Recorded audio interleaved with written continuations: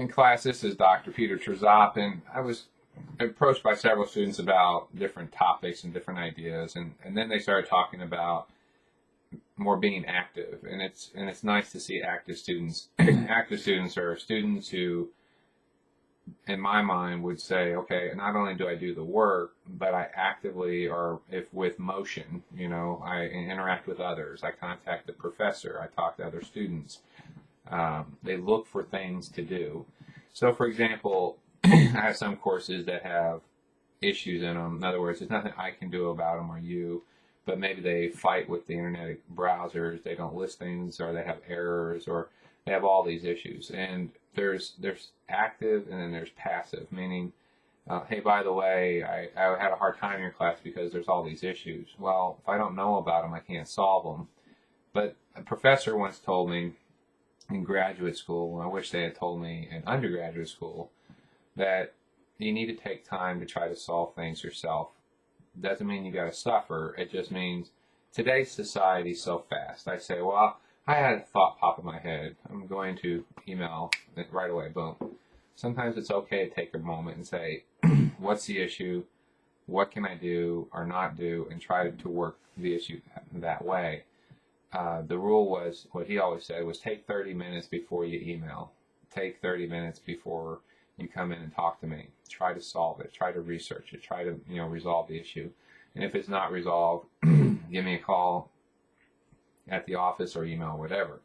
And that was, I felt like, very good advice. It helped me to develop problem-solving skills, own the situation, and many times I would solve the problem, thus saving myself time, but also the professor time. It doesn't matter if the professor says, yes, do X, Y, Z. Sometimes we have to do that ourselves. And I think that's a skill that either has been lost or not developed fully in today's society. So what I'm suggesting is professors are here. They should be helping. They should be making things easier in the sense of, here's the things you can do or the resources available for you to do them. And here's some possible solutions or ideas. But they move you along the education. They don't tell you do X, Y, Z all the time, or they, no thought goes into it. There should be a lot of times when you say, I have a problem with the assignment, try to work through it and truly understand it. If you have issues, that's when the professor gets involved to give a little bit of feedback and ideas so you can then reset the thinking and start again.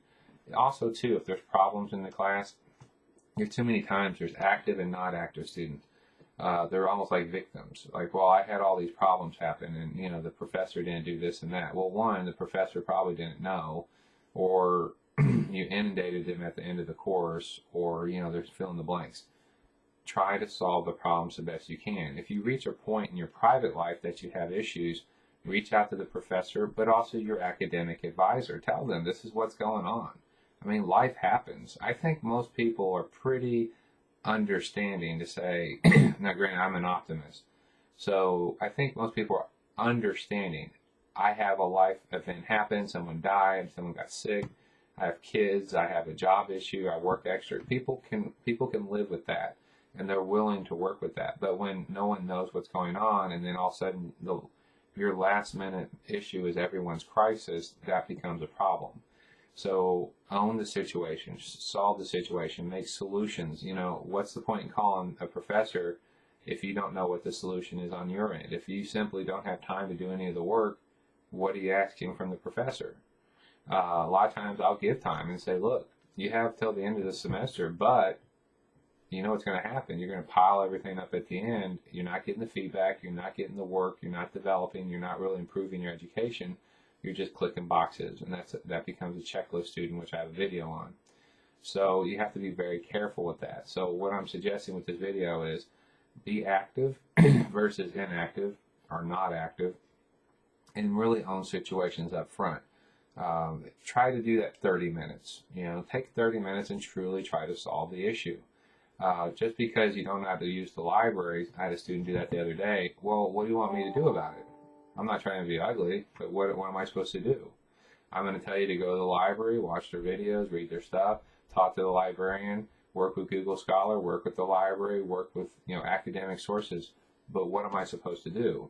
So, had another one contact me about APA. Well, you have to just do it. You get an APA program, you get APA Perla writing program, you get APA tutoring like Writing Center, but practice makes the master, or practice makes perfect. So those are the things you have to do. You have to own it. I had a student contact me about writing issues. They're not a good writer. And I'm here to tell you, if you're in college and you're having a hard time writing, you can either ride that horse until you fail or not do as well, or you can simply say, you know what, I need to own it. I need to be active, and I need to work on my writing. And practice, again, makes perfect. So it's not to suggest that we're ever going to be perfect. It's just that we have to practice it and own the situation and make the most of it. So I'm going to keep emphasizing that with any of my students, is that I will do anything for you that I can in these classes. Just took a call on Thanksgiving. I've taken calls on Christmas Eve. They just needed that support. It was very important to that student. I don't have a problem with that inherently, but it would have been nice if they would have taken that 30 minutes to say, hey, is this really that important right now that I have to email or call? Is it something I'm going to try to work through first, then do this? All these things have to be thought. And what you'll find is if you just take that 30 minutes, you'll probably be able to solve the situation. And if you solve it, or if you say, the professor said that's an IT issue, I need to call IT. Just solve it. And then tell the professor, hey, I had this issue, but I solved it, just letting you know. That's a much better conversation than saying, well, I didn't do something, and by the way, it was an IT issue. Well, how would I know that? They never called me. They never got a report of it. Now I just have to now you start getting that issue, right? So that might be something to explore. I think, again, most people are positive. I think they realize life happens, but it's a choice between being active and inactive, owning things and disowning them, and just knowing that this is your education. You only get so much time with it. You only get so many shots at it. And if you don't make the most of it, then you're really wasting your time. And that's like anything in life. So again, if there's anything I can do, I always appreciate it.